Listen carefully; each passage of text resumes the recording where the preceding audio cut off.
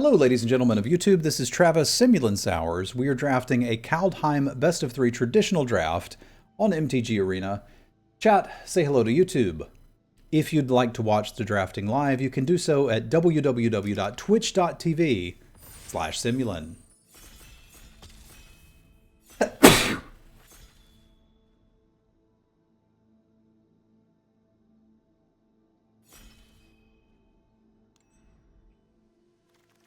All right, so we're in a bit of a Prince format, and we've determined that generally speaking, we want to look towards the uncommons and the rare when we open a pack. And this pack kind of comes down to me between Rootless You and Glimpse the Cosmos. I have found that having one Ravenous Lindworm in your deck can be quite good, and that I very much like to play green decks if possible. That said, I can also just play two Ravenous Lindworms and get most of the benefit of the Rootless You. Behold the Multiverse is a very good replacement for Glimpse the Cosmos. But Glimpse the Cosmos lets you see so many cards. I may be on that here. Inga's fine, but it's a little harder to enable than you might think. So we talked some about the archetypes. I'm going to take the Glimpse here. Blue goes into a lot of decks that I want to draft. The main thing I don't want to pair it with is white and black. So I guess it really goes into blue-red and blue-green. But I'm happy with either of those. All right, I passed a Tundra Fumarole yesterday, and people were giving me some grief about it. And, like, it's tempting for me to take the Packmate here. It really is. Because I do think that green is absolutely the best. The thing is, I'm not going to go into green for this. And blue-red is a color pair I'm very happy to play. If you can get enough removal spells and enough card draw, it kind of doesn't matter what you're looking to win with. You need like a Glimpse to Behold the Multiverses and you can just kill everything. I've heard people say that red rare is good. I haven't played with it. This is 3 mana for 4 damage. We've played with this plenty of times. It's good. It's sorcery speed. This is not a rare that's going to win you the game. You could make an argument that the Packmate is better than the Tundra Fumarole, but I'm trying to draft what's open rather than force green. I'd rather be green. Yeah, it's a bad Demon Bolt, but it's still Demon Bolt. Like, who cares about the snow? Yeah, here's a giant for our Glimpse the Cosmos. Now, at issue is there is a Lindworm here and there's an Icehide Troll here. And it's interesting to be thinking about those this pick. Because now we're starting to get ever so slightly signals. Not a lot yet. Notice it's a rare and an uncommon missing. That kind of should be what's going on in these packs.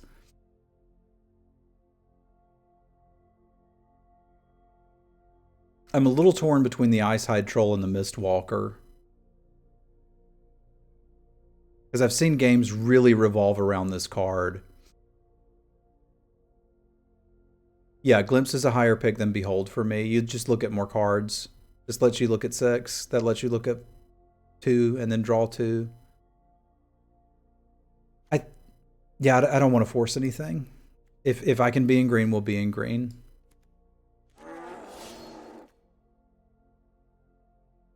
Okay, we've got a blue-red duel. I like that. I might end up missing that Mistwalker, but that's okay. The duels are more valuable to me than Frostbite. Demon Bolt I get excited about. Frostbite I'm like, sure, we could play that. And I've sung many songs about my love for Notvold Recluse. So, and like, this card is actually good. And if we'd started down a line where I had like some solid red cards, I'd be considering it here. If these wheel, I'll just move into black.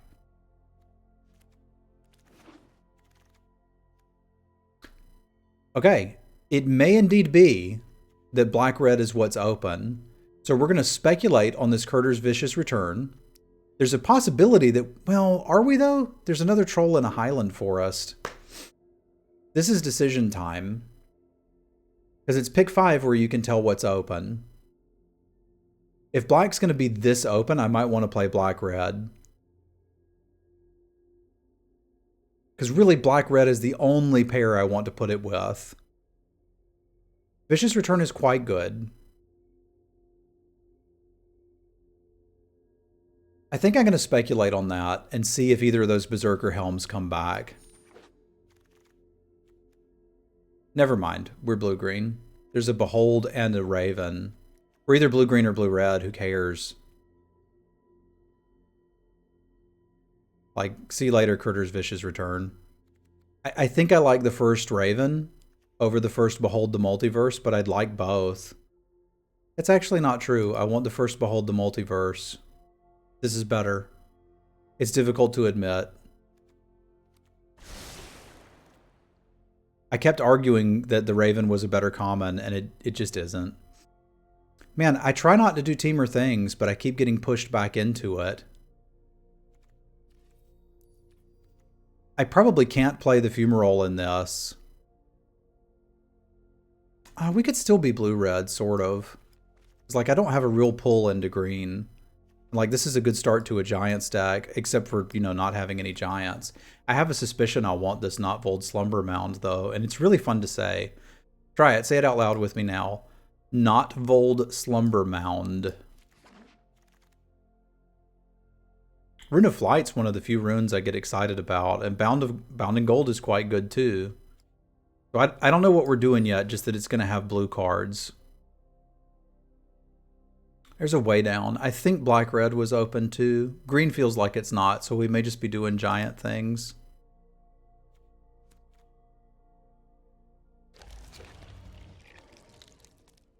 I don't really want a Rune of Speed. I very clearly don't want the rest of this. You can use Seize the Spoils to splash, but I'm going to take this just in case we see the rune. Well, I wouldn't even play the Rune Hat here. I'd probably just play this. It's in the maybe pile. This did come back. I don't think I could get the mana to be good enough without green to play Grixis, but sure, we'll think about it. We could use that. I found this guy to be a reasonable finisher, but whatever. Yeah, black-red felt a little open too. It's really difficult to get signals in a format where there's a 5-color green deck because they just gobble up all the good stuff. But I know we've got decent card draw. We've got a couple changelings. If we pair it with red, we've got an okay removal spell. And we've already got a duel going in that direction. But I think I have reasons to be blue. I just need a reason to be a second color, and then we can talk. I can even play a Disdainful Stroke. I don't have any issue with that.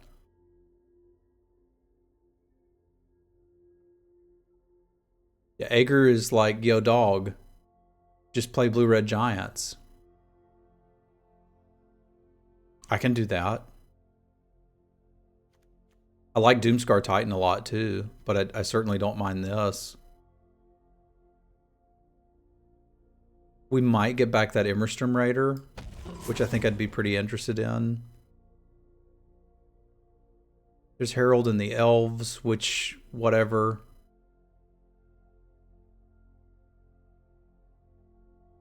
We're looking at Kinseekers here versus Immerstrom Raider versus Linda, and just abandon all of this and getting green. One thing I don't have that I'm going to need are a couple squashes. And if we don't get squashes, our deck is going to be a bit crippled. Because your deck needs to have answers to something like Linda. And if you don't have those, you're just in trouble. I'm going to keep the faith.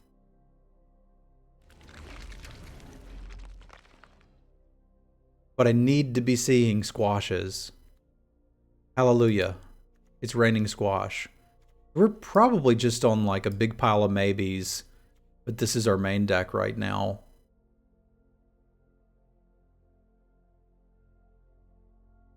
Yeah, if I could go back and swap this for the 1/4, I would do that. But I think we found our lane.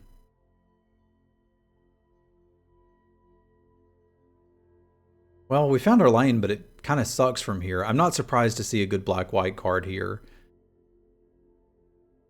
Because I think black-white's one of the worst color pairs, and I don't really want to play it. I'm still tempted by the green, which should tell you something about how good green is, but this is one of the 2-drops I want in this deck.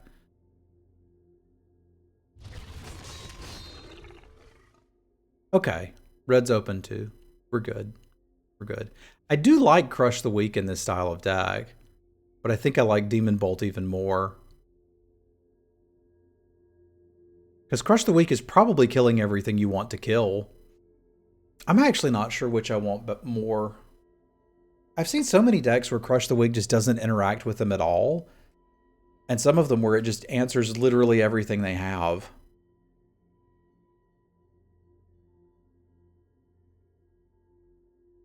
I'm not going to see another Crush the Weak. Also, yeah, Red-Black was open too. I think I want to try the Crush. I'm not going to see another one of those.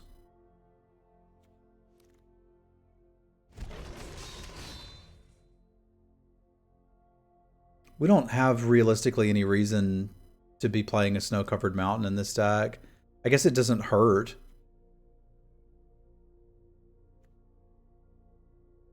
But I'm not really looking to do it. I'm confused on Crush, but willing to be adjusted. I need one big thing to finish them. Yeah, we might get a Bergsturter. Okay, I don't really want that many Immersturm Raiders. 2 is about, like, I want about 3/3 drops. So I guess we'll take this dude and play it. It'll be fine. Even if we get a Frostbite, this isn't enough to really run it. I don't think I'm likely to jam a Run Amok. I also don't think I'm likely to jam the Harbinger. This deck doesn't want Run Amok. I think I'm going to take the Harbinger. There's some decks it might be okay against. Yeah. White-black was open. Run Amok is kind of a red-white card from my experience. Like, you'd think red-green would want it, but it doesn't.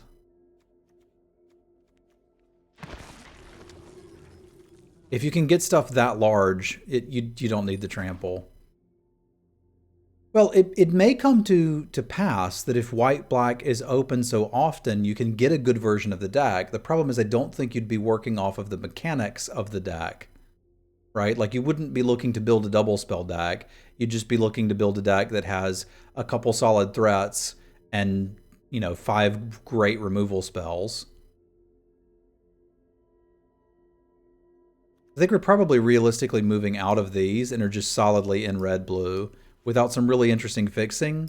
And it's not bad to main deck the Harbinger or the Disdainful Stroke or the Seize the Spoils. Like, those are all fine. Oh yeah, red-black can use it too. Red-white can use it too. You're right, Grim. Oh man, this pack has literal nothing for us. That sucks. Like, I can play the Helmet, but this isn't really the deck for it. How do you get a pack disparity like this?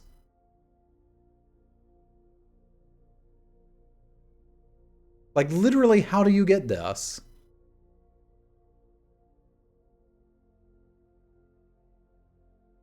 Land to splash the Saga. Huh? The Vicious Return? This land doesn't even help us do that. This one doesn't really either. Like, there's a world where we might play the Helm, but I'm just going to take the gems here. That's stinky dinky. Now that we have it, we could consider splashing the Saga, but I might rather just have a Frostbite.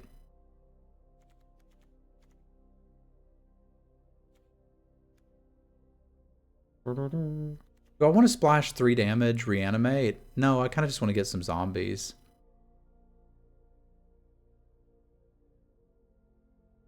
I thought you meant the Snow Duel Heffalump.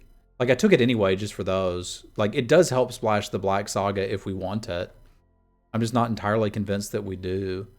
I think I might take the Mire. Why not have the option? I might see another Frostbite. And this does realistically give us a splash plan. So this Runed Crown will get a Rune of Flight. And I'm not going to get a big win condition otherwise. So I might actually want that here.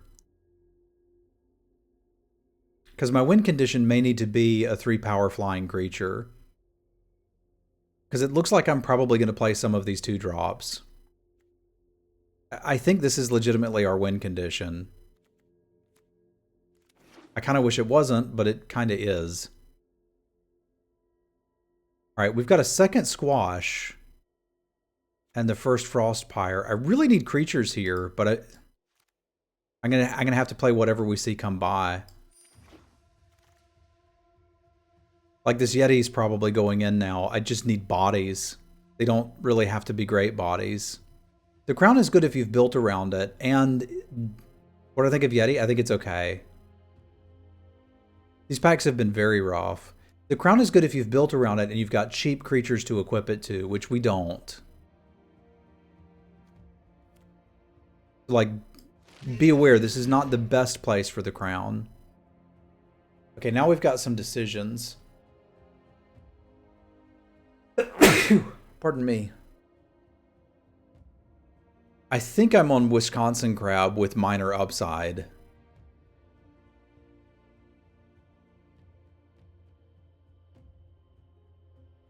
It's exceptionally minor upside.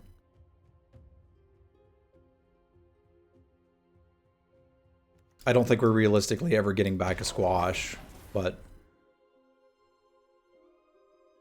Cinderheart in the Saga is funny, agree. Yeah, I think we're going to have to play things like Immerstrom Raiders, put a crown on them, and see if we can get there. Because this leaves us with 10 creatures, which is not quite enough. We can play the Frostbite.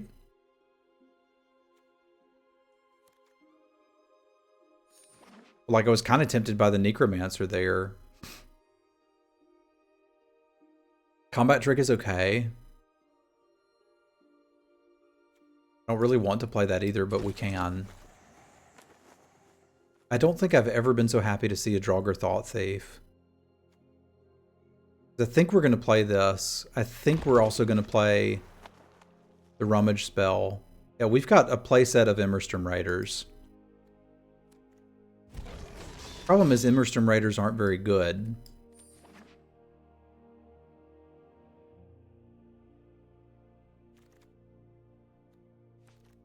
Man, there's no way we're wheeling that giant either. This is close to something I'm happy to play, but I think I was competing with somebody for giants, and I don't think we had a path to get into green. I enjoy the Thought Thief too, and in a lot of formats that would actually be a high pick. It's just not powerful enough in this format. The question is, do we want to splash the Saga?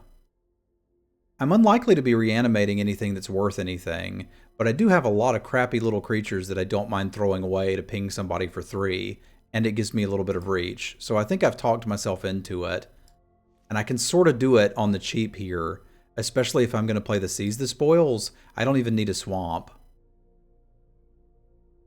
So I think our plan with this deck is to try to rip through it and find the cards that matter, which are essentially the something that can fly, and then try to kill people with that. We can either win with the Yeti or we can win with the Ruined Crown.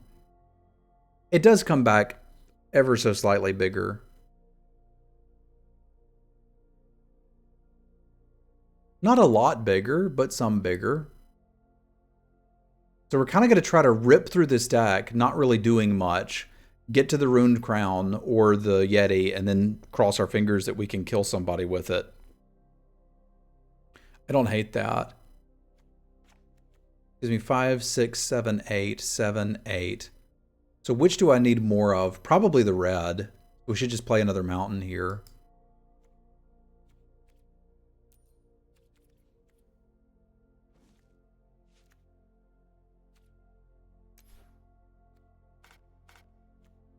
Yeah, it's really good at that too. That's fair. I'm concerned that we don't quite have the power level I would want here. And I think I might have had a better deck if I'd gone in on black-red early. What's up, Rusty? Morning/afternoon/evening. All right, let's not keep our stream raiders waiting. Thank you very much, Rusty. I'll spam some cats for Rusty. I appreciate the resub, my friend.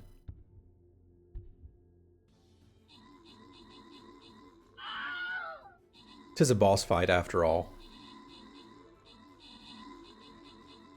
I don't see enough cats being spammed. I will show you the way.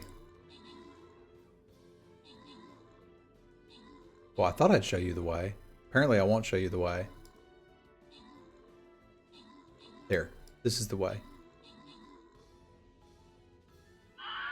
I am feeling better today. I had some real stomach trouble yesterday. I am not having that today. It's nice. Adam with the kills, Miklas with the assists, rewards for Kakman, Bullrack, Planar Stalker, McFrosty, and Fasty Dave.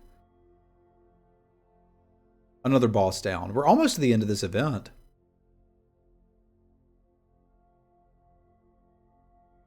Let us battle enemies from the Abyssal Portal. I'll lead the charge on the left flank. All right, let's see what we can do with this. I don't think this is perfect, but I could win some games with it.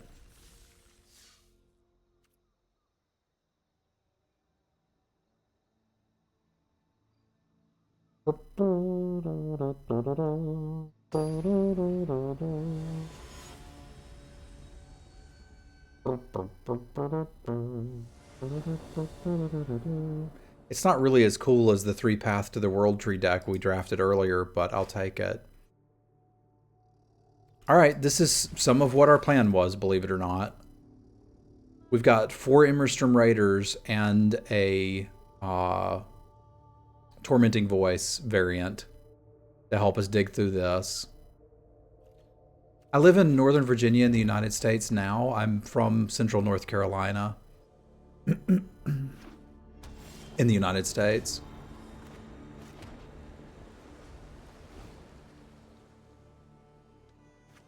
No. Believe it or not, the rune is one of our win conditions.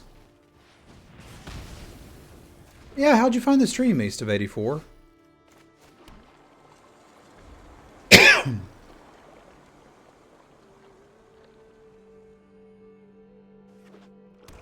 Like, we may be looking to win with a 2/4 flyer.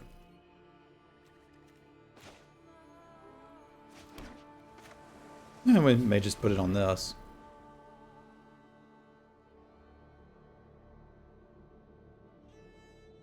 Oh, you found me through Ryan. Okay. Ryan's good people.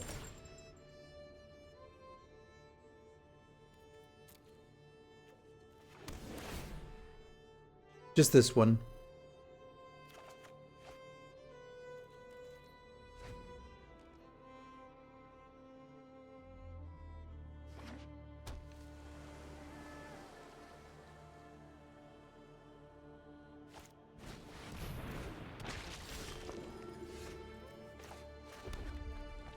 That's a bit unfortunate, but it is what it is. They get back a 2/2.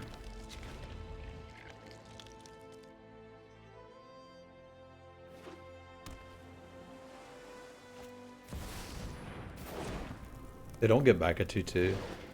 They get back a 4/3 flying lifelink hexproof and bind my monster.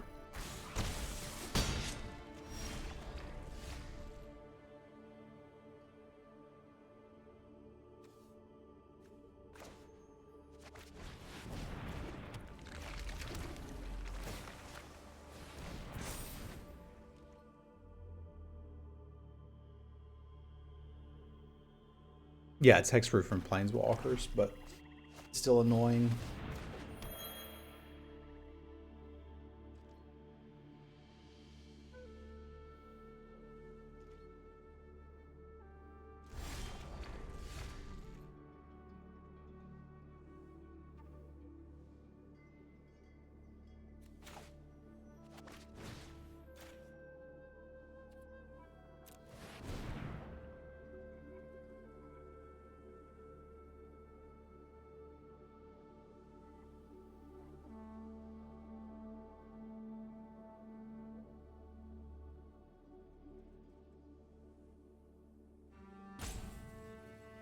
I don't have anything to discard to the Saga. I'm going to wait for us to draw another land. Because this is after your draw, right? So I would just discard whatever I draw. I have to kill that before I kill the other thing anyway, and I can use the... I mean, it's not great, but I can use the 2 mana to foretell that. And we'd trade these off, that's fine.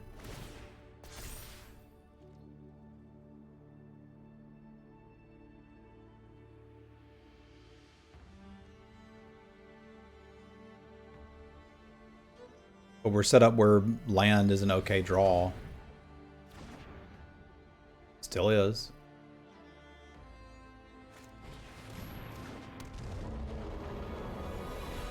A little less okay now? Well, no, I guess it's fine. The problem is we know they're getting that, and they're going to be able to bring stuff back, which is awkward, because I really need to kill this guy with it. This doesn't do that much. Cardboard Live active. Yes, it is currently active. You may need a refresh. Because I have to kill this idiot again before I kill anything else.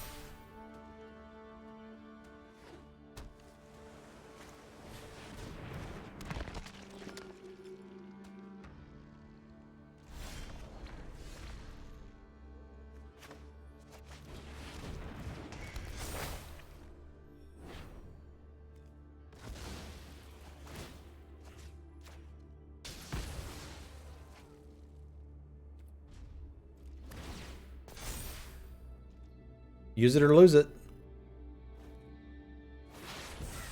Okay, I guess that works.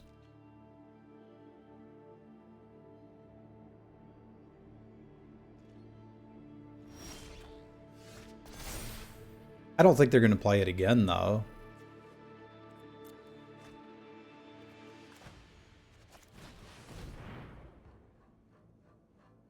That is not my expectation.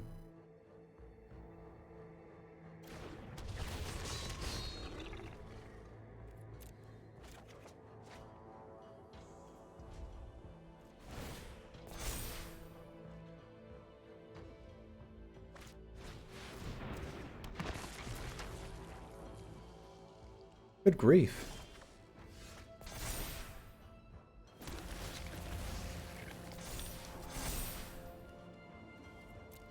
Okay, so we probably don't want Crush against them. I can start attacking for 3 and moving this over. While still having Squash up. That's not the worst.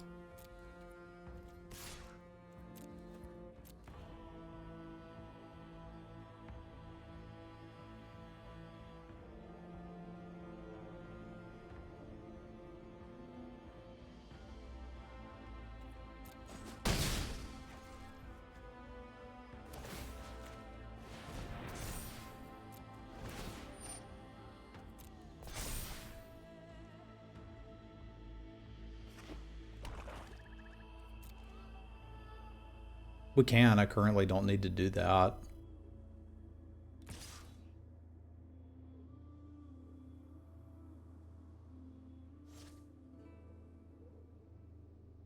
Narfi is surprisingly not very relevant on this board.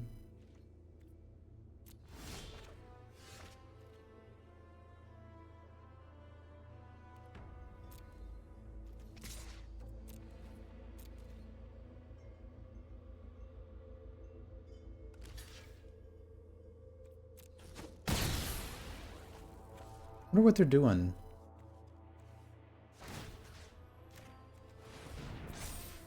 It seems like a weird thing to chomp, but now I'm interested in tossing a Raider to get to another, get a little deeper in the deck.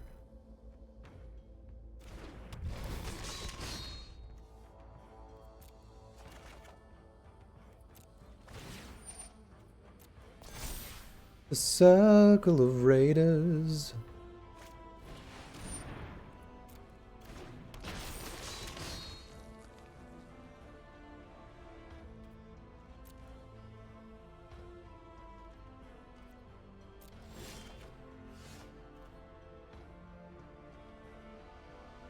So we've got Crush to clear some stuff, but I still don't think I need to do that just yet. The 4/3 flyer is pretty irrelevant right now. I probably will squash it.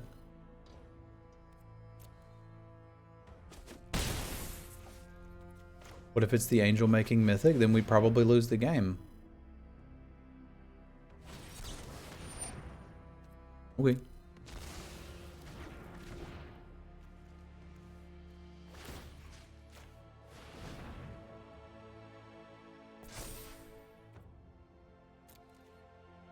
Because there's a line where we might want to squash, we might want to crush the weak and then squash Narfi.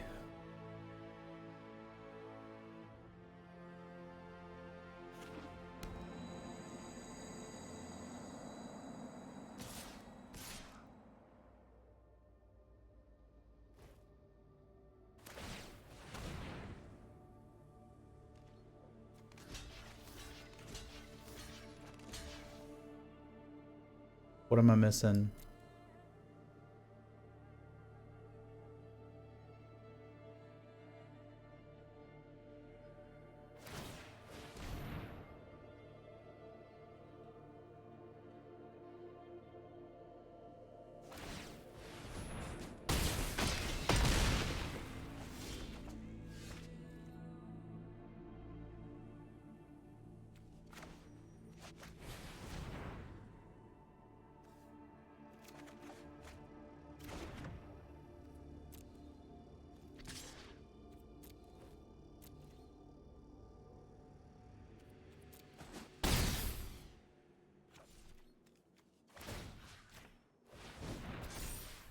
I am probably going to squash this because it's lethal.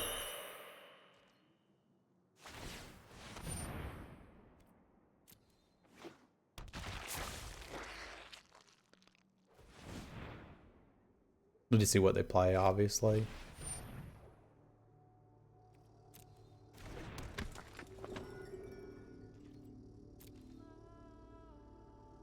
It's not quite lethal now, but Crush the Weak will finally get some work done.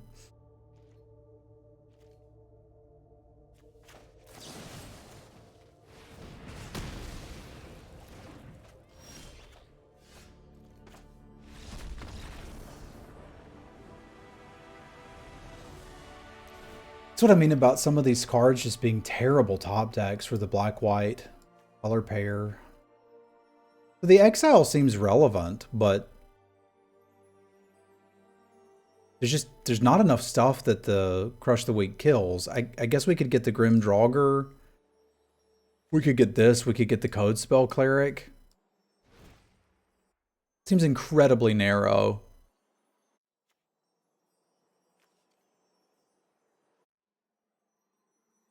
A lot of things for us to use a counterspell on. The other side of this is 4, isn't it? Yeah.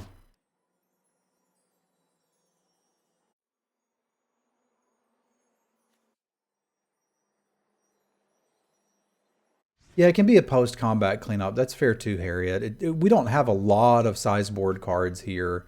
The real question is, would I rather have that or a Disdainful Stroke? And I think the answer is I'd rather have that. Yeah, if we end up not needing it, we probably win the game anyway, so who cares? And like, I don't need to worry too much about their 2-drops. That's what the Immerstrom Raider and the Frostbite are for.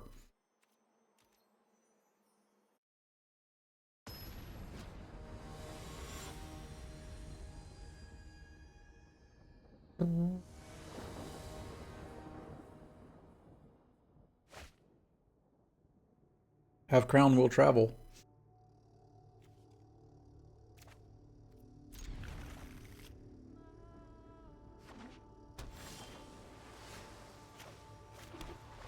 I looks at the CMC. I presume you're talking about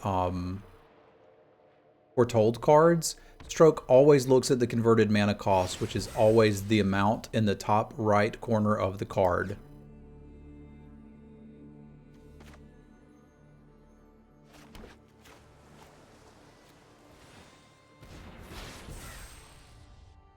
It always looks at the amount that's in the top right corner of the card.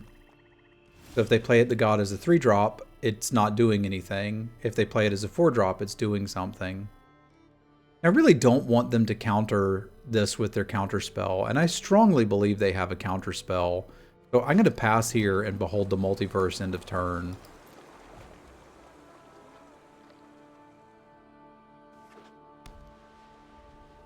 Because there's a chance they counter that. They've been kind of obviously holding it up. And they shouldn't counter this. But they might just be happy to use it. Yeah. Because I think I need the Rune Crown to win.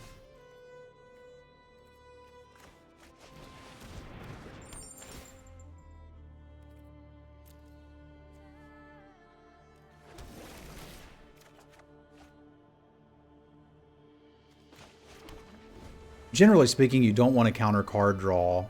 But I mean, that's something I probably learned from playing a lot of Standard.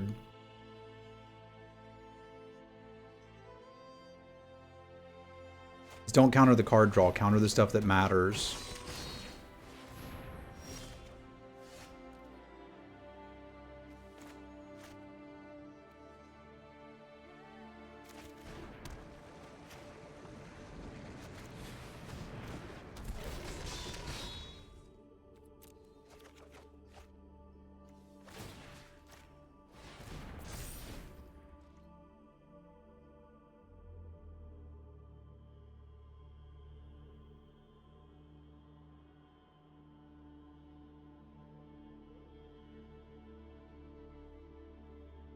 Black Rune's playable too, it's not bad.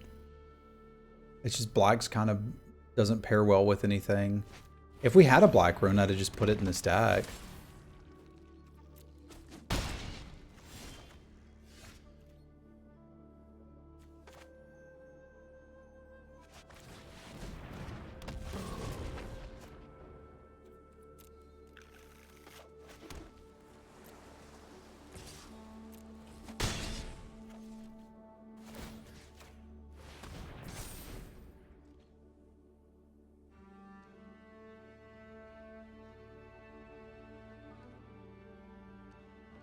Yeah, all of the runes are good with the crown. If we had a red rune, I'd have put it in the deck. I had a couple opportunities to take one and didn't.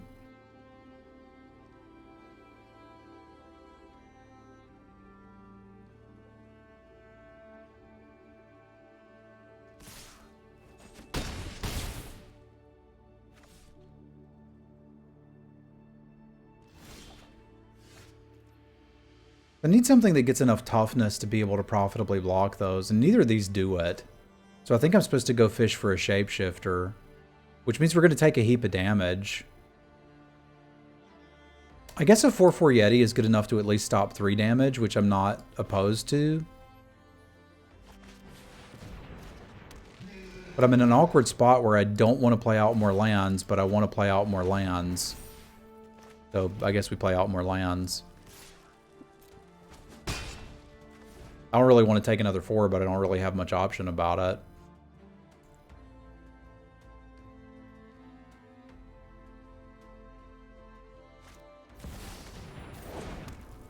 That thing's pretty good.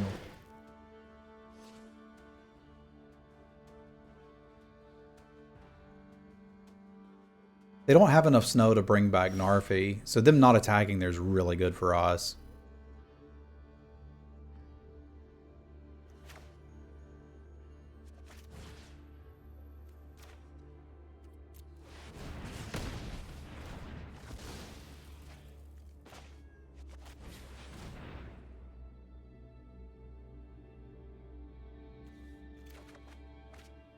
That'll get to be valuable, it's just not yet. Wash is pretty handy to have access to.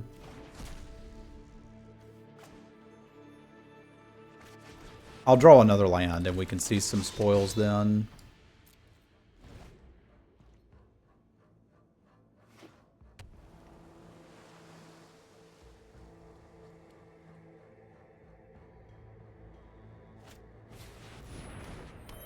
Now they've got enough to get back Narfi, and that starts to become a bit of a problem.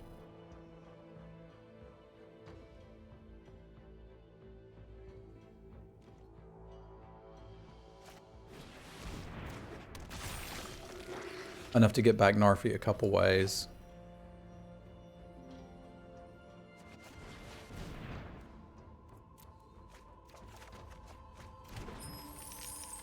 So I know I want this dead.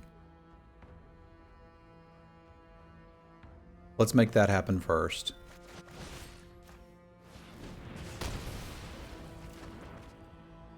I also know I'm not drawing 2 of the Immerstrom Raiders. One... Yeah, they have 2 snow currently. You're right. Right. I don't really want to trade something for a 3/2 that's going to die into a 3/2. And I don't have anything big enough to actually stop that. So I think we're just still sitting for the time being. I need one of those 2/4s and we can get a win from there.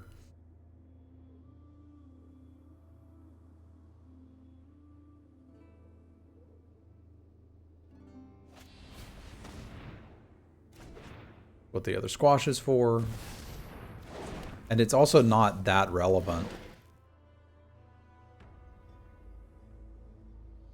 If I can get something else to wear the crown to block, I can start attacking with the Yeti. Frostbite does do 3. That's relevant. So we could use that to clear the air power. I could do, they're being so cautious. I could do that and I could Frostbite the Valkyrie and attack with the Yeti and be kind of okay until they decide to move back.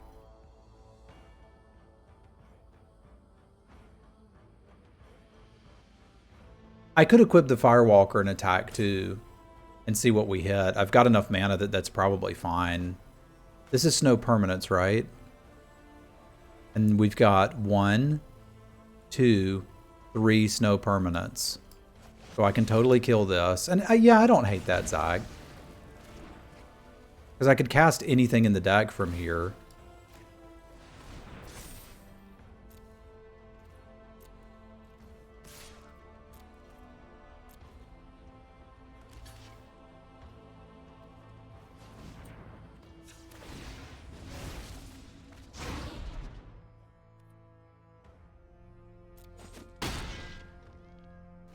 It probably means I'm taking 3 damage.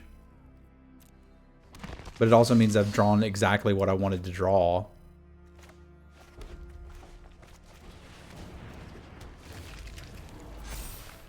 Yeah, I've drawn 2 of them. Cool. I guess 4 damage.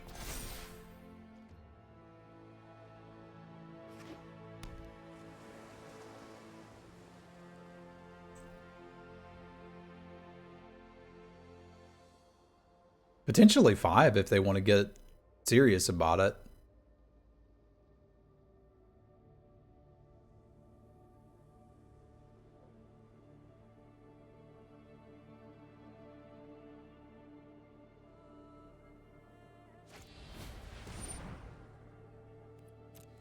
That's what the squash is for. How many Raise the Dongers do they have? At least 2. No damage is great.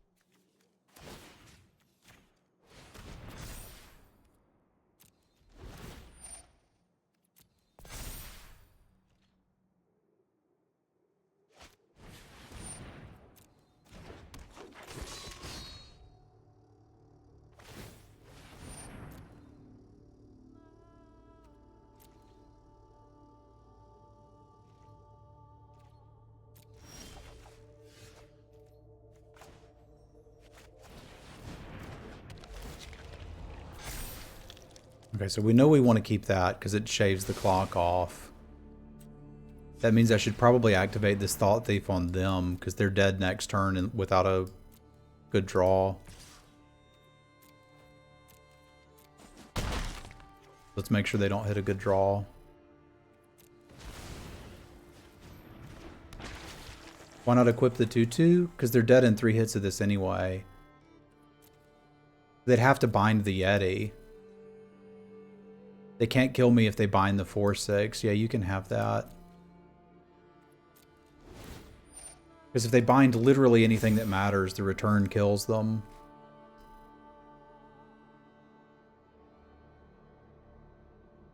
The problem with their board isn't the creatures that they have. And maybe I had a swing team and it was lethal. I didn't notice that. But the problem is, like, their board doesn't matter. The equipment matters.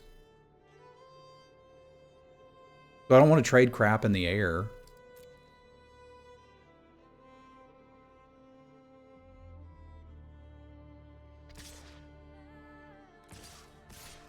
And we know we're just winning the game next turn, and there's literally nothing they can do about it.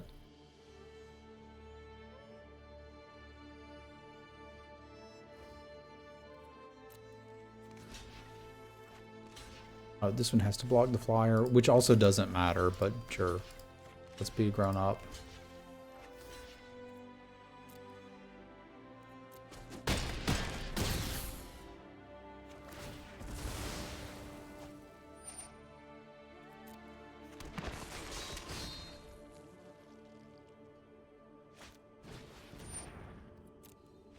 I approve. All right, quick break for YouTube.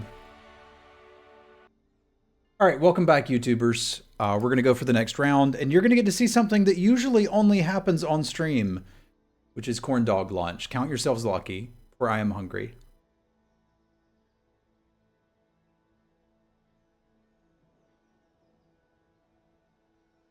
Chad is having numerous discussions about corn dogs.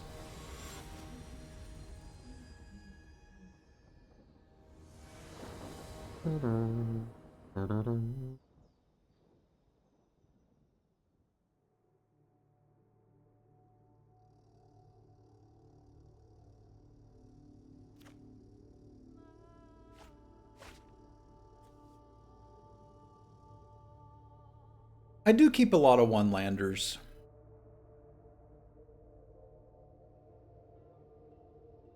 The odds are probably in our favor with this one too. It's just a question of how good is it if we hit. Because I can get the Immerstrom Raider to find another land, but then what am I doing with it? I've got Raider and Glimpse, but I'm turning off my splash by keeping this hand. I mean, we're still like 74% to hit, right?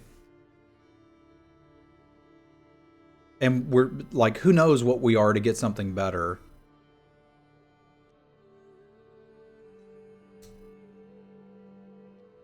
Yeah, we're 74%. I should just keep this.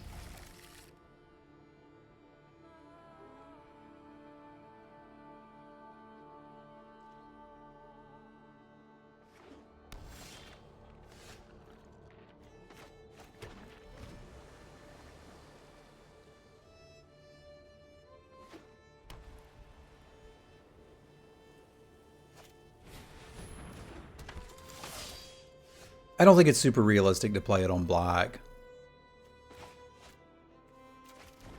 Because I do think I need this Immerstrom Raider. Although Crush the Weak is kind of nice here.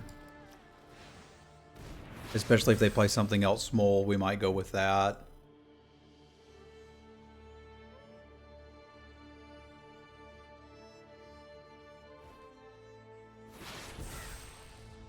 You should do it more often than you think, east of 84. At least that's what the math says. We think against blue-white we're going to get more value off of this. Maybe.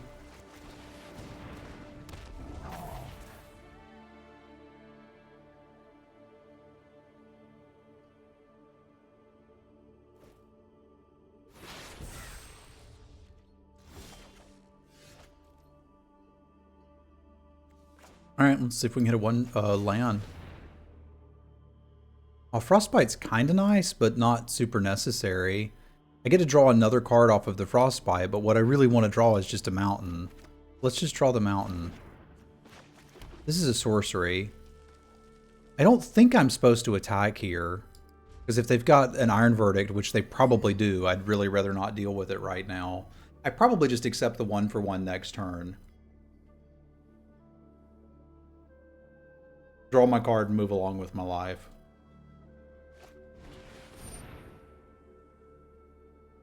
Now, if I squash that now, they don't even draw the card. I'm down with that.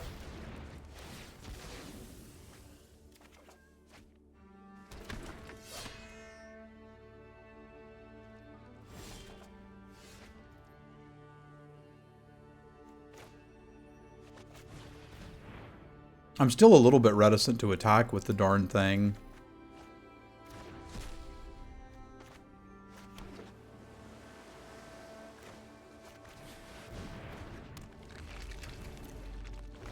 Because if one of these isn't an Iron Verdict, I don't know what's going on.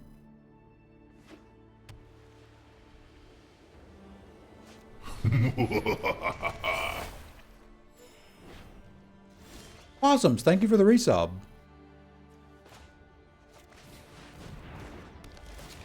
Yo, spam some cats for possums. I've got 2 squashes in this deck. That's actually an excellent draw.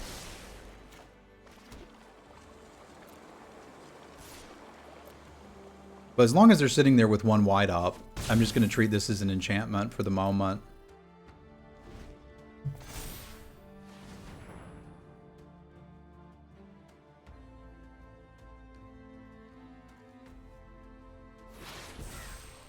Thank you, possums.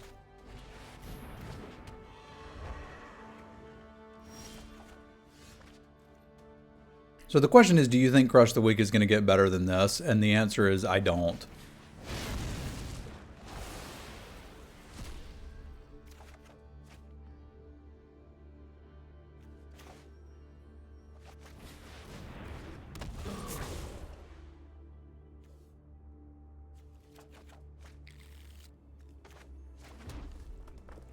Now you can have it.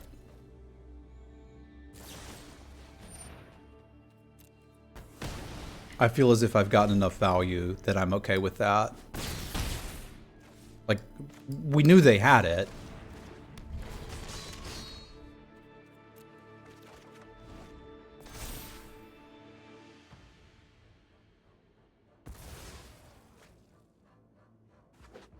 I guess there was some argument making... Yeah, I didn't think about the Defying Destiny. There was some argument to make them choke on it.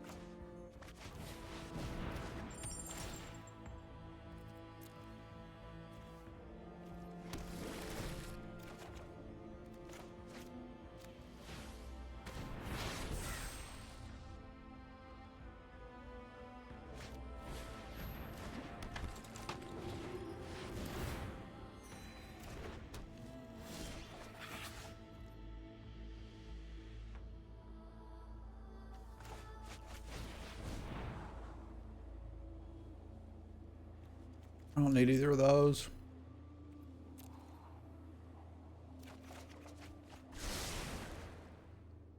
Don't need these either.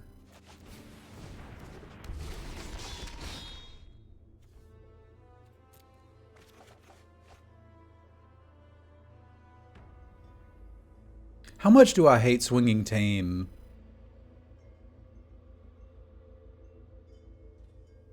Because I could just equip here, Swing Tame, and kind of not care. This is only creatures, right? Yeah, creatures are planeswalkers.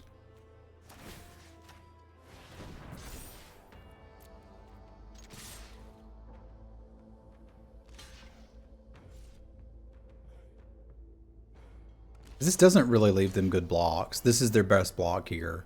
And it ensures that they're not gaining much life next turn while taking a lot of damage.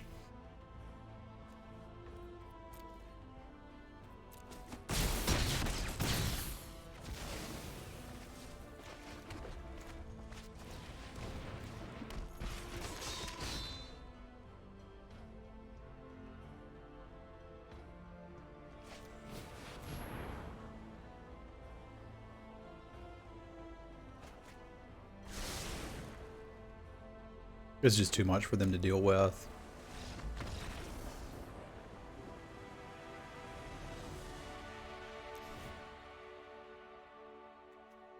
I feel like blue-white has a really hard time in this format, even with some good cards, because Sigurd's good.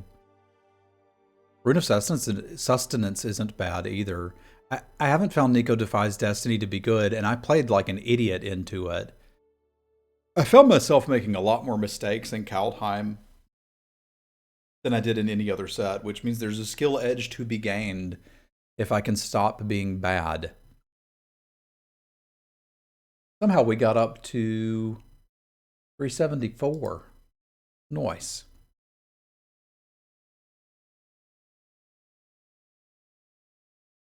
Yes, this is not exactly the right time to talk about that east of. If you'll catch me between games, we can chat about it for a minute, and I have a YouTube video going up tomorrow that will detail that in depth.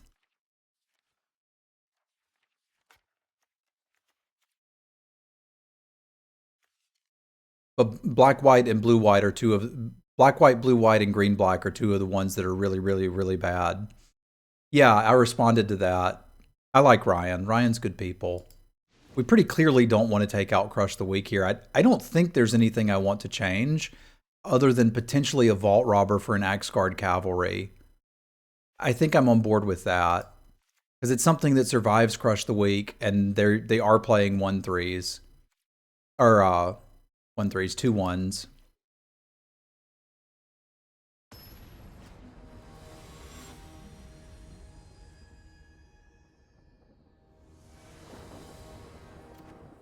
But the YouTube video will be going up later today. Also, remember that was a one-lander there east of. I've done the math. I know when you're supposed to keep one-landers and when you're not. I look like an idiot when it doesn't work, but I look like a genius when it does. But all that takes is just being a little bit detached and being like, hey, it's okay. We're just going to play the odds. That hand had the odds in its favor.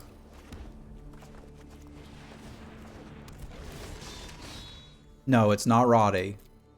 It's not results-oriented thinking. It's the ability to do math.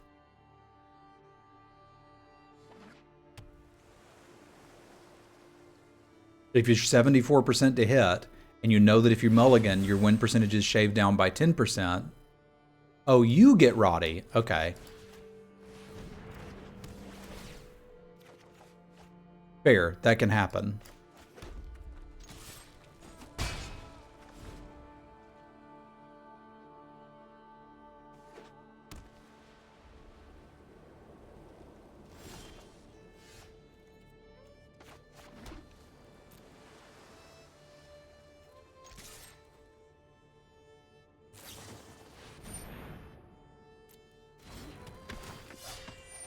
I'm gonna see if I can get anything else off of this.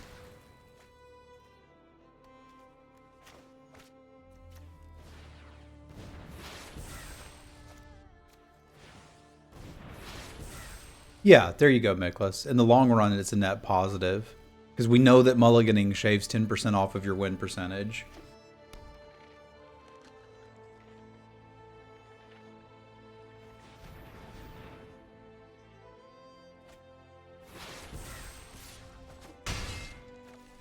Because I got a lot of things that just answer that, frankly. This is one of them.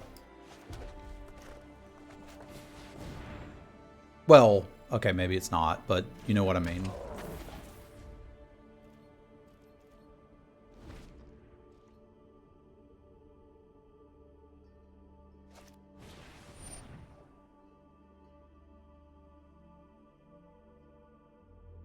Am I interested in squashing that to cycle through a lot of cards?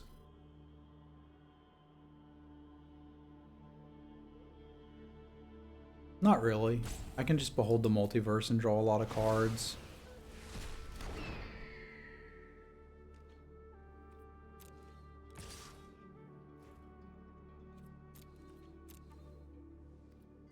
I mean, it's also important to remember that results do matter. Like, it's worth being results-oriented if you're in a tournament or something.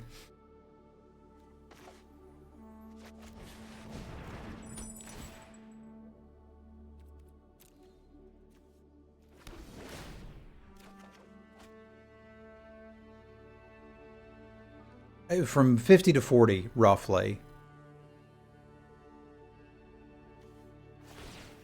I think I'm fine with this for now. Like, they're going to have to play something else. And 2 damage just isn't scary.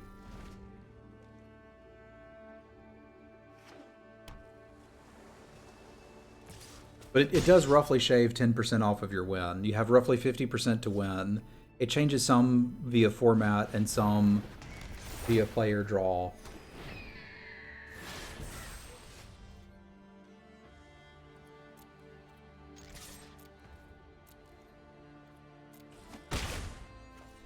See you later, little guy.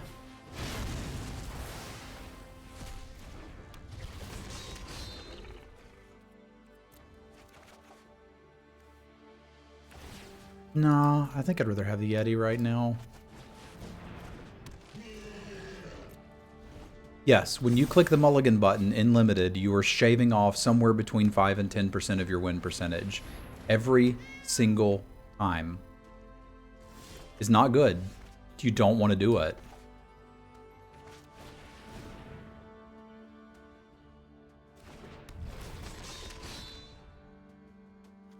Exclamation point mulligan.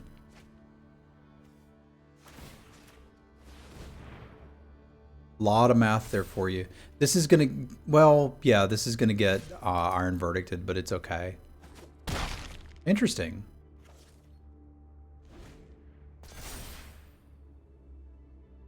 Is that best of one? No, it's not on your end. It does this when I'm recording. Which I think means I need to find another way to do the YouTube videos. Best of 3, interesting.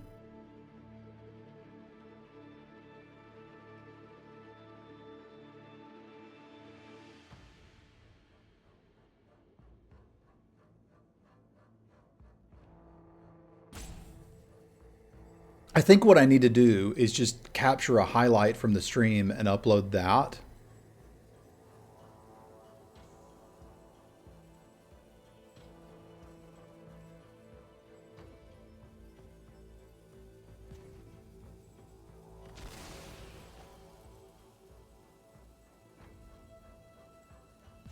It's from Vancouver. It includes the previous mulligan and the Vancouver mulligan, and it explains why the London mulligan doesn't matter. Because the London mulligan doesn't matter.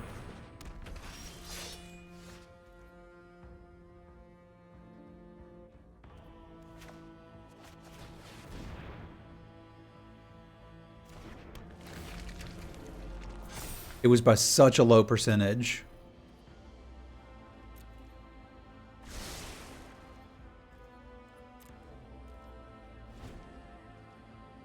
London mulligan changes a lot in constructed. It changes virtually nothing in limited.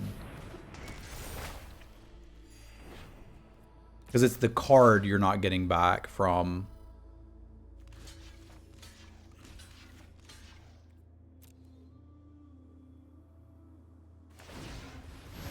Yeah, it feels less bad, but it's just as bad.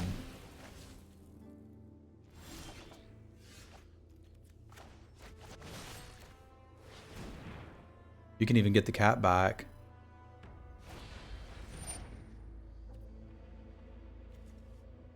Yeah, okay, sure.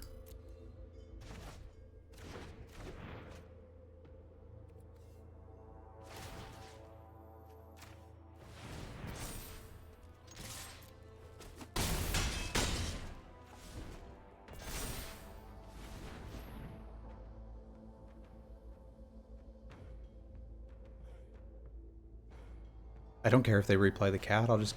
I'm not killing it again this turn, but I'll fly over it for 3.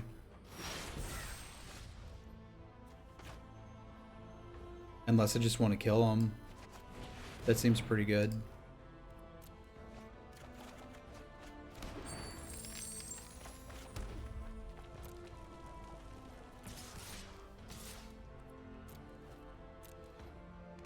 I could have done it with the squash too. But I mean, if you're gonna have fancy sagas in your deck, what's the point of not casting them?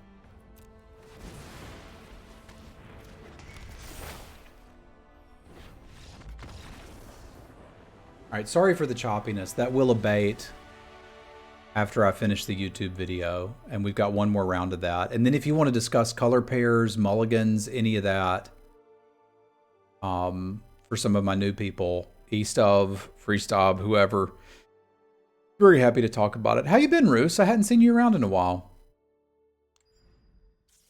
We can probably do the stream raiders too. But it is really choppy. I need to find another way to do this.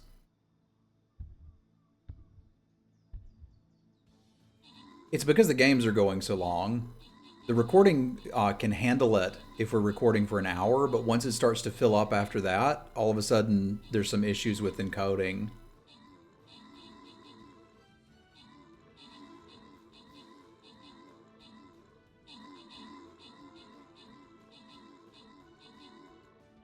I guess the only thing most YouTube users would notice is that instead of me pausing the video, they have to wait for 3 minutes while I go pee or whatever. Like, that's not the end of the world.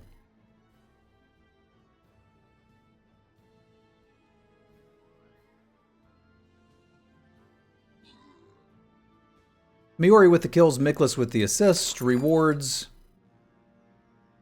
for Kakman, Schmuck, Planar Stalker, and Silence, and Dixieland. Can you splice it together between matches? I could, but I'm not going to. Like, the amount of time that I would need to invest to do that is not currently worth it. One day, I'll have a video editor when I'm a big boy streamer, and they can do that. I have not limestone. I've been pretty happy with this patch.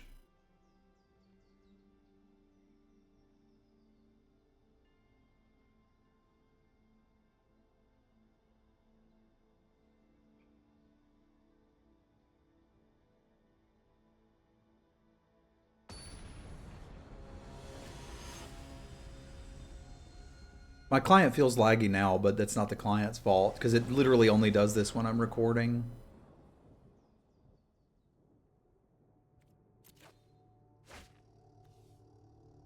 All right, let's party.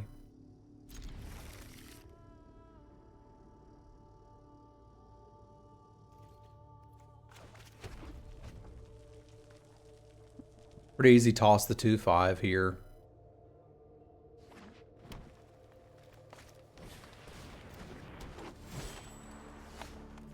Although the Thought Thief is even less useful, but I'd still rather not have a 5-drop in hand right now. Because we're looking to probably seize away a red source like this one, so that we can have Vicious Return up if necessary. Yeah, it's a combo. I would trade 2 for 1, like every Magic player's dream. Yeah, this is fine too.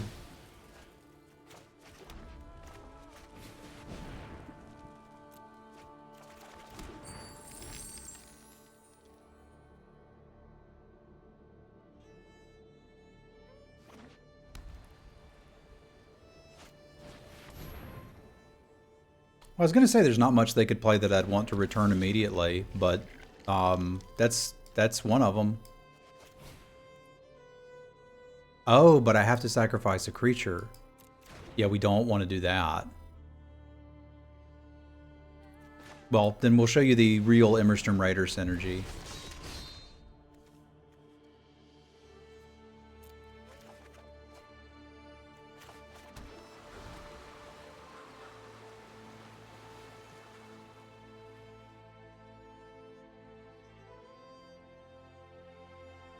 Ideally, we draw another land and squash it, then return their next card, then get another squash when we reanimate the dude. Like, I'm starting to see things that could come together here, what I'm saying.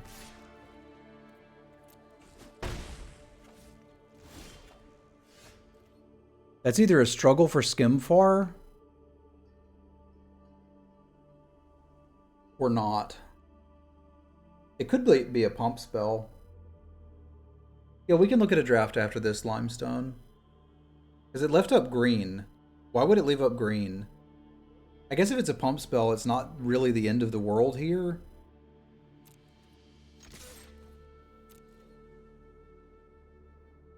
I'm kind of going to fish for it first. Because I feel like they'd have blocked and used the pump spell. I think it's a struggle for Skimfar.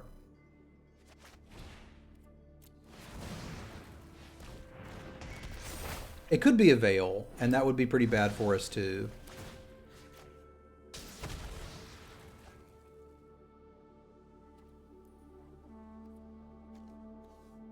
Right, I do need this in place so we can squash. It's a struggle for Skimfar.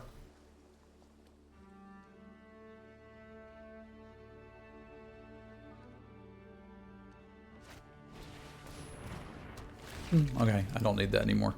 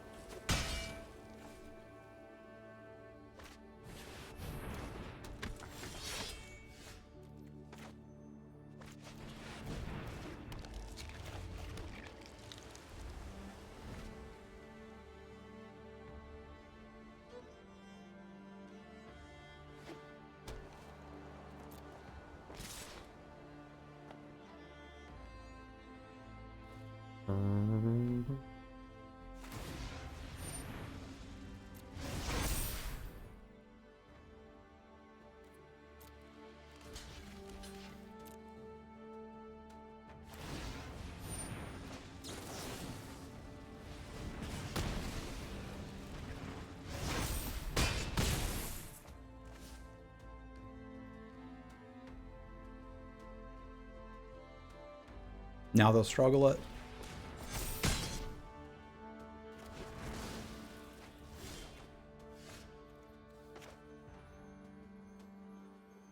The Yeti doesn't actually stop anything, but it... So the Yeti could block this, meaning we're only taking 4 next turn, which is obviously better than taking more. I think... Now, they can already activate this. So if they activate it in +1/+1, this is big enough.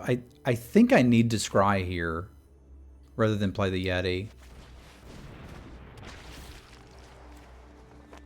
Because I can't handle a land here. The Thief doesn't trade with any of this if they activate the land. Well, I suppose they would activate the land, but all of their creatures have +2/+2 if you think about it. So realistically, we're chump blocking this turn. Because this is more or less lethal, right? 5, 6, 7, 8. I could go to 1.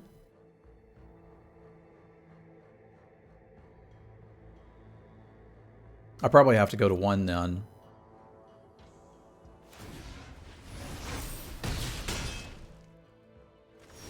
Like, chump blocking this turn is not going to help. All right, Glimpse, find me something good, please. Oh, max punish. Because we're looking at chump blocking.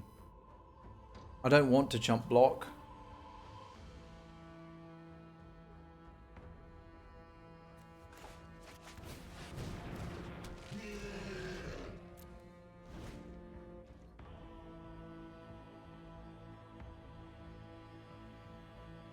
I think I need the removal spell that's 3 mana for 4 damage into something that can block a 2/4, which isn't asking much. A lot of stuff can block a 2/4, but our outs are getting pretty low and they have to have a land.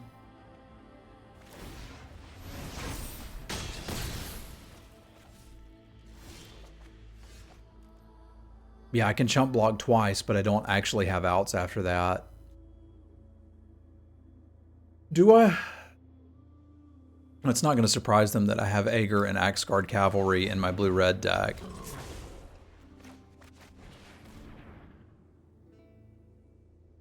Squash is a start. Squash is quite nice, actually. I'm going to do this now. If they have a combat trick, I'm dead anyway. May as well give them less chance to draw it. So no removal spell 1 turn.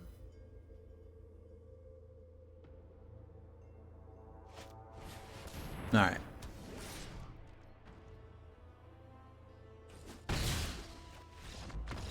So we are up against an aggressive green-white deck. Our Pyroclasm is going to be really good here. Our little dudes don't actually block anything, which is a bit of a problem.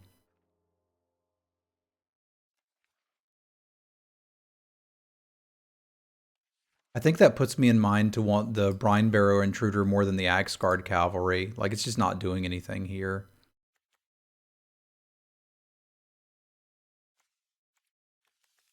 I'm not countering anything particularly relevant. No, I probably wasn't, but like it's worth thinking about what could we have done differently? How did that work? I'm okay with this. Like this deck probably looked like a 2-1, so us likely getting a 2-1 with it's fine by me. Dave, Marty and I have been doing important things in Rust. You may have to log on and play with us one night. And Immerstrom Raider makes every hand keepable.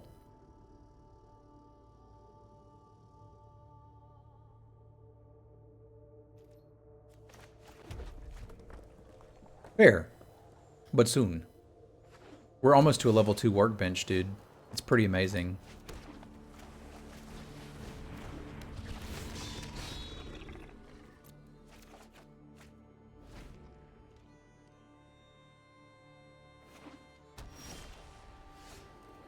Of course I've shot pigs in the butt. That's a big part of Rust.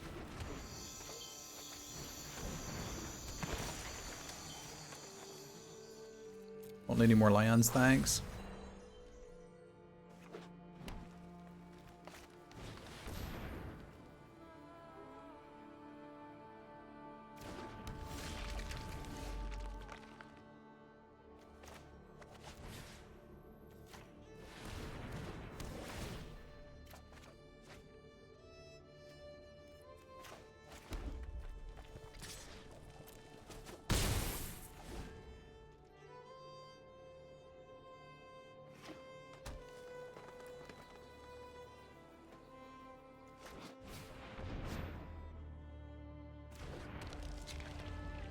You're an elf warrior, Harry.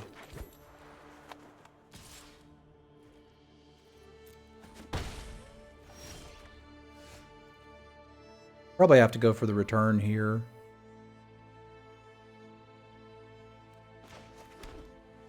Unless we want to try to kill him with it.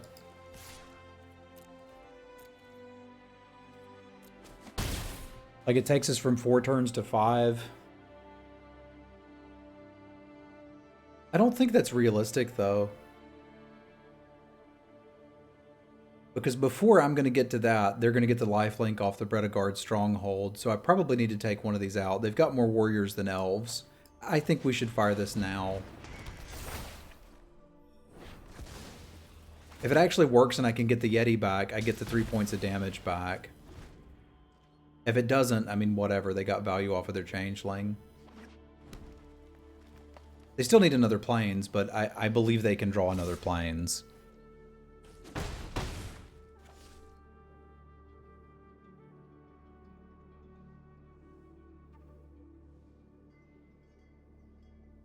We're almost to guns, Limestone. It's exciting.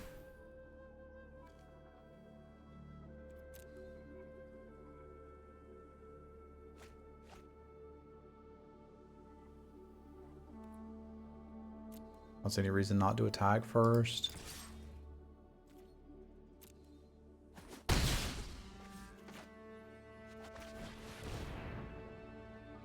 I kind of want to hold the squash up in case Struggle for Skimfar is something they want to do here.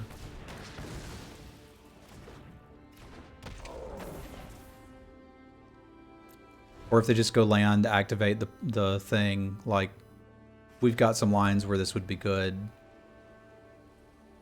Because their best bet here may be to pop the Bredegard Stronghold. It may be to play a Lindworm.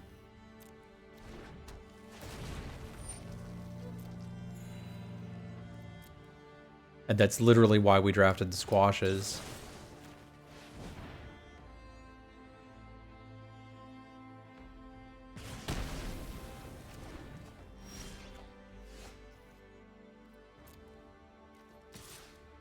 This does make it a little awkward if they pop the thing now. Because those counters are really going to add up. But I may actually be in trouble here. Because we don't have attacks after they activate this. So I think Linda still won them the game. Which is, I mean, seriously saying something.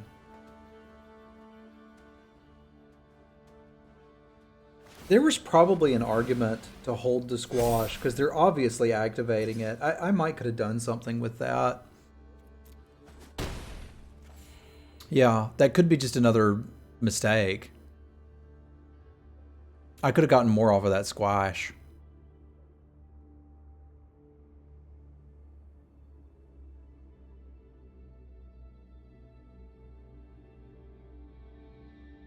I kind of hope they do struggle the flyer now, because that makes the rune a realistic draw for me. But they would kill Aegir, wouldn't they? They would kill Aegir and make something bigger? Oh no, they're just going to leave him here. That's fine. Problem is I can't really attack, but I guess our lines from here involve blocking their 2-3 with our 3-2, and then drawing the rune. I've burned through a lot of my Immerstrom Raiders. No, I haven't. We could draw those. I'd like to draw those.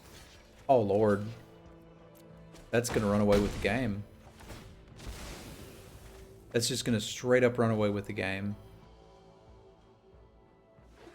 That was a good draw.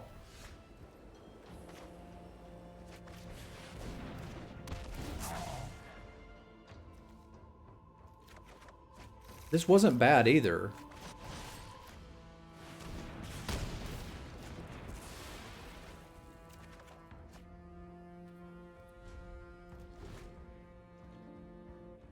Does this mean I'm drawing a card every turn and they're not? Because that's excess damage, yo. Oh my goodness, what's up, Toski? Thanks, buddy. That turned out to be a better draw for me than it was for them.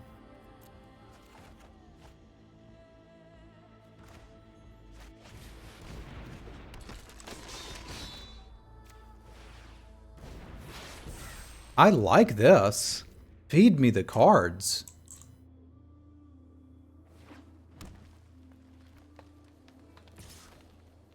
Like I said, it's just going to run away with the game. For me. We put that squirrel to work. Now, I got to make sure I don't deck myself, but I don't think that's super likely to happen.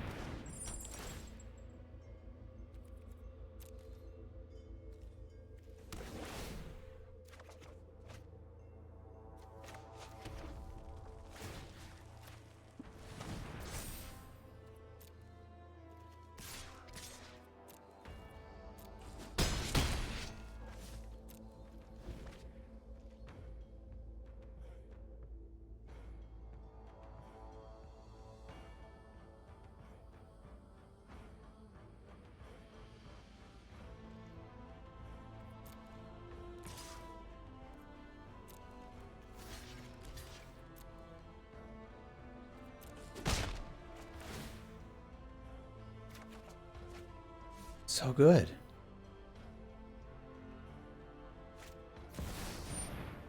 Oh, good God.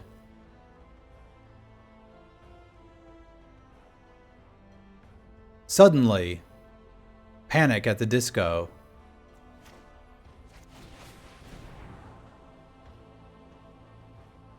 Crush the Weak doesn't do any... Crush the Weak might do something. Okay, so how many are they getting? They're just casting this? They're not foretelling it. They're just getting a 4-4. I can handle a 4-4. I can handle a 4-4. So these are fine. Okay, this is actually not that bad. 1-4-4 does not really stop me or pose any issues at all for me. Them foretelling it would. Because they have to block.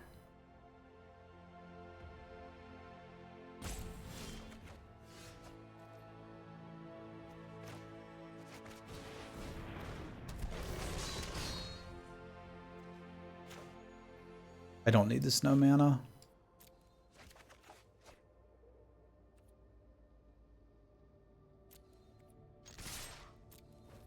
Yeah, they would be dead if they foretold it.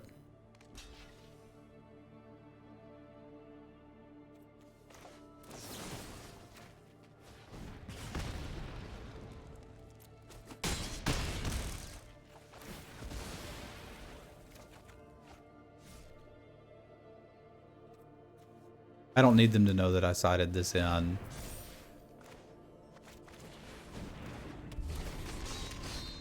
And I don't need them to know about Crush the Weak either.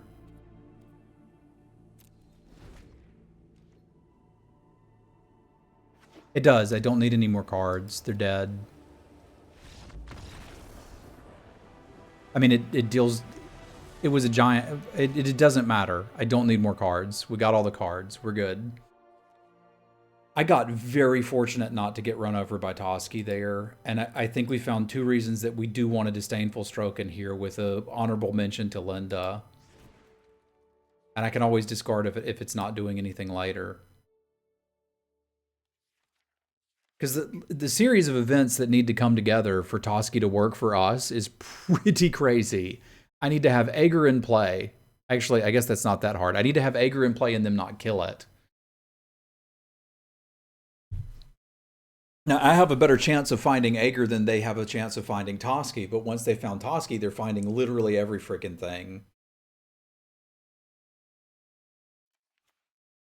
I still like the Brine Barrow Intruder, too. Especially on the draw. Like, I got no way... I can't kill the Toski. I have to just be able to block it and literally everything else that they play.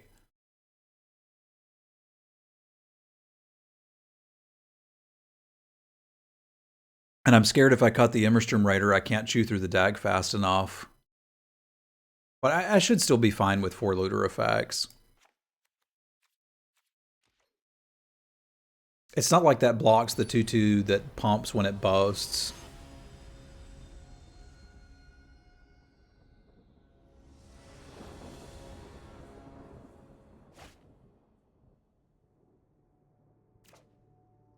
Okay. Boast is a keyword ability from this set.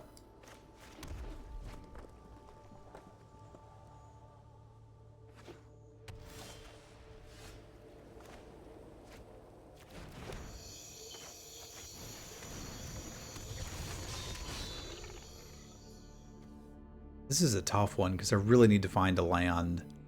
And I don't really want to discard any of this. Because they're going to play a 2/3 and I'm completely blanked. I need to hit the Ruined Crown. That means this doesn't matter.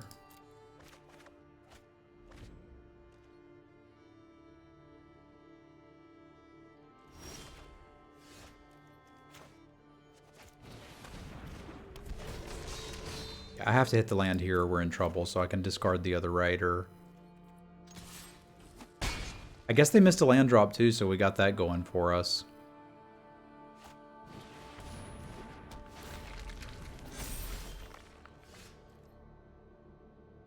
They're probably just trading here, which is fine by me.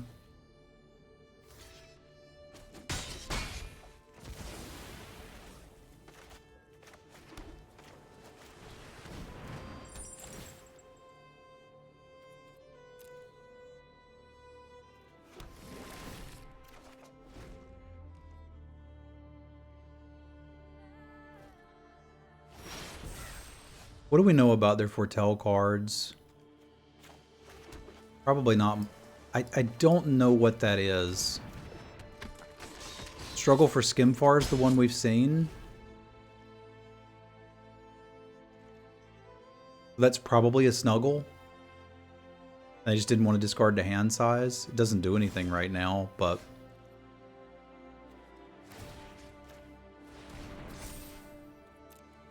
I think I'm likely to hit a land here, so I may as well boast. Like, if you think about it, we've got too many non-lands for that realistically to not hit a land. It could be the Angels, too. That's fair, but that's not doing anything for a little while. Alright, there we go. YouTube draft complete. Ladies and gentlemen of YouTube, thank you for tuning in. Chat, say goodbye to YouTube.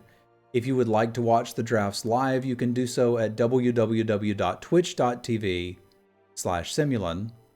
And the stream should get significantly less choppy after we turn this off. I do want to make sure the video ends showing that we got the 3-0 though, so that if anybody's curious, they can be like, yes, Travis has figured the format out now. And I think putting in the work to go through and do a re-review has really paid off. So if you're watching this video before you've watched the re-review that will be going up, by the time you see this video, it will have gone up yesterday. For those of you watching on chat now, it will be going up later tonight.